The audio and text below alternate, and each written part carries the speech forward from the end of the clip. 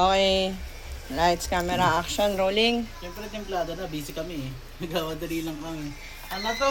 Day 15, which is February 15, 2025. Alright, shot puno na tayo. Ito guys. Let's go.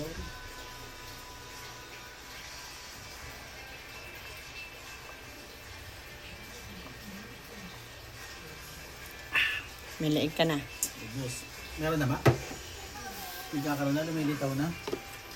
Yung Parang itim kasi na ako si leeg. tortoise eh.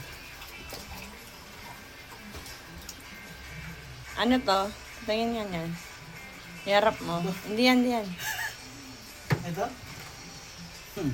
Fried garlic. And then this one is chili garlic. Okay. So ready na tayo para sa negosyo natin. O, di ba? May negosyo ka, boss? Oo, ayun. Hindi mo pa nakita. Siomay ni Daddy. Daddy ni Siomay. Siomay ni Daddy. So, may daddy pala to. Okay na, boss. Ano yan, boss? Ano to? Capsule naman ng green barley. Organic barley. Ng JC. JC. Organic barley.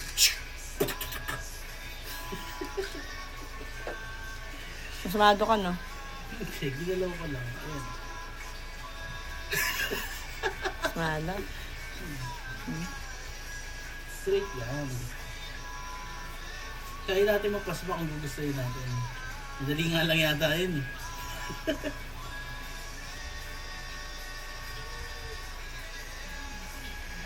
Anong epekto ng JC Barley? Dito makokontrol yung kain nyo. Yung cravings nyo, medyo pinatay. Pero syempre, pag kumain kayo, i-adapt pa rin ang i-adapt pa rin ang katawan nyo kasi malalasahan nyo pa rin. Ayan. Then at the same time, kung ayaw nyo ng rice, pwede nyo lang ipagbawal yun. Pwede nyo na rin tanggalin sa sistema nyo. Alam nyo kung bakit. Wala naman lasa yun eh. Iba na lang kainin nyo. Yung may lasa. Actually, hindi ka makakaramdam ng gutom kaya di ka kakain.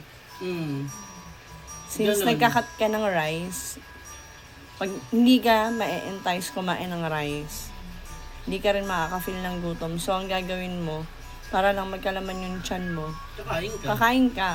Pero, Pati. more on gulay, tsaka Mm. karne, tapos wala masyadong taba. Mm. Since nag-start ka ng, basta hindi ka talaga makaramdam ng gutom. Oo, ganun yung mangyayari sa dito.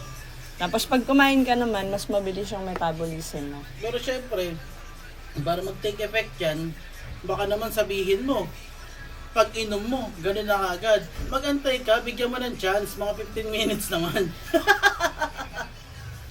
Yun lang.